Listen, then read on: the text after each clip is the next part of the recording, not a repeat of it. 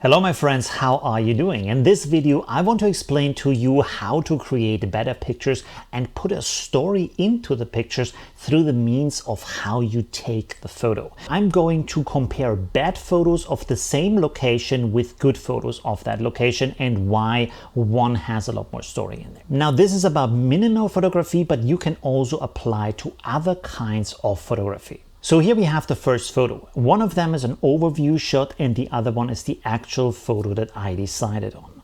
Now, when you look at the overall shot, you see there is just too much stuff going on in the image. You don't really know what the focus is. You don't even see the idea in the picture yet. So I saw that facade of that building and I liked the lines, and I also liked how the windows are breaking the lines. So one thing we can take from this photo is visual language, because that is really important. If you want to show something to other people, they need to understand what you mean, and visual language is the medium for that. So what I use in this photo is mainly the composition as visual language, because you can see these converging lines and you can see the rhythm in these lines, but at the same time you can see the window breaking that lines. But also, to reduce that shot and focus more on the subject, I used a shallow depth of field so that we have a focus on that very edge of the image and then the lines that are in the same distance to the camera, so that also we get a depth and the image is compressed and we have a bigger connection to what is going on in the dynamic of that image. Now here, this is about relatability and openness of the image.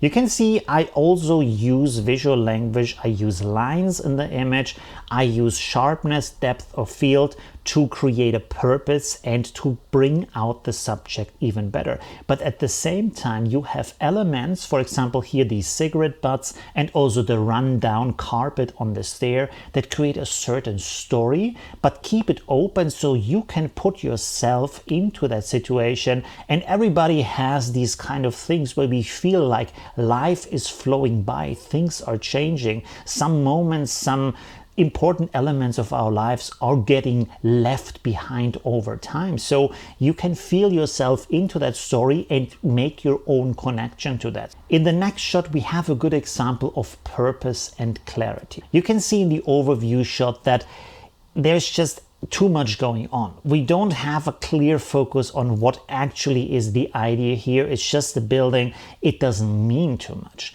But then in the photo I selected, I try to figure out what actually needs to be in the shot and what can I remove from that. So you can see from the angle I selected for that shot that I have removed the cars by moving the camera over. I waited so there's no people there, and I have only one side of the building as the main subject of that shot. At the same time, through the distance of the building, we have a very strong perspective with very strongly converging lines, but we also have a wall that is very empty without windows, and then afterwards we have a lot of windows with a pattern that is fleeing into the distance of the perspective. So we have a lot of elements working together to create a clear and purposeful shot. In the next photo, I want to talk about the structure of the image.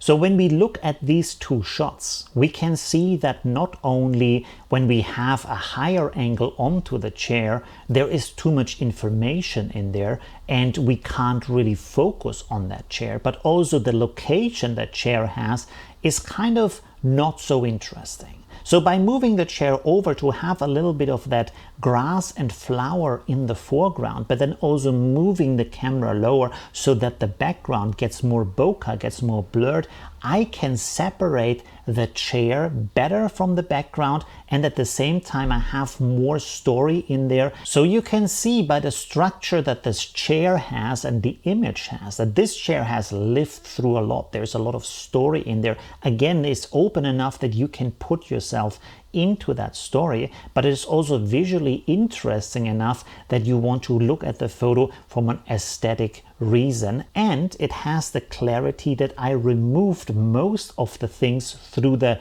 bokeh in the background and only kept the chair the stones and the flower sharp in the image so you can concentrate on these elements. I hope this video gave you a better insight in how I take my photos and helps you make better shots. Thank you very much for watching and see you soon. Bye!